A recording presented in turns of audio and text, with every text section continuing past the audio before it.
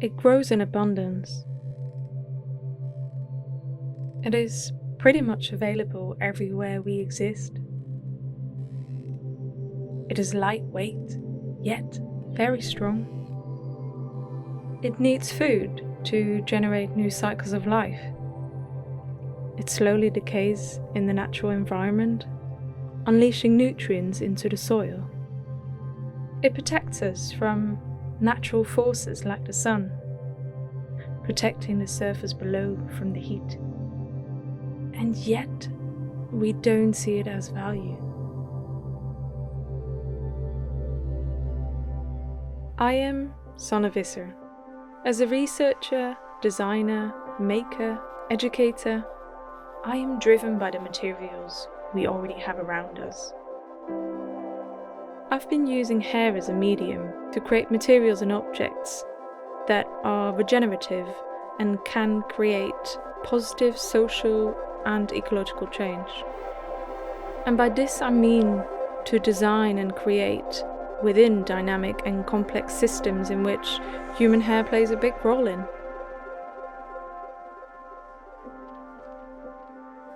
That means that every step of the way is critically and carefully curated, thinking about from how we feed it and nurture it, to how and by whom it's sourced and processed, to how we apply it and use it and eventually dispose of. The processes I've been using have been around for centuries and are in fact extremely low impact due to the nature of the materials and its handmade and crafted elements.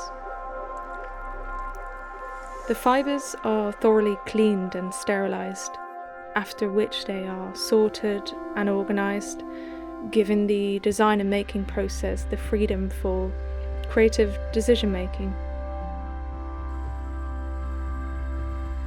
The fibres are spun by hand, each fibre twisting into the next, to then be made into ropes.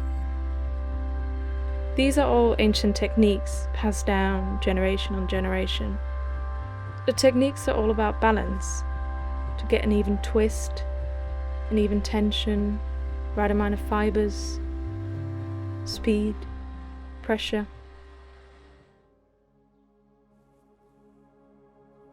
Working with hair raises a lot of questions and brings up a lot of complexities. You're not just working with a material, you're working with people, with places, existing infrastructures and systems, and non-existing systems. It raises questions around ethics, sanitization, biases, ownership, around identity. Many complex areas that we should question about any material we design with.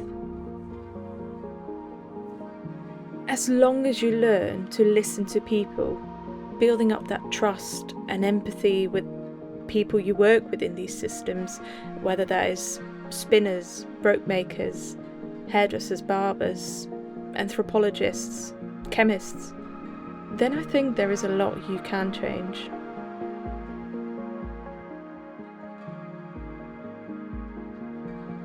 The objects I design bring a sense of utility, simplicity, and often joy, and yet using the expertise of century-old craftsmanship.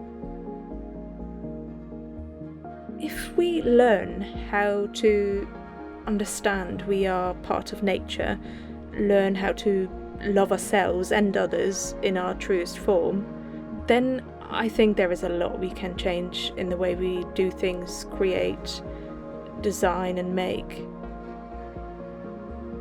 I am interested to see how creativity, design, craft and new technologies can come together to help enable us to transition to these worlds that we want to live in, that are more circular and more regenerative, that embraces and celebrates diversity and transience, nature.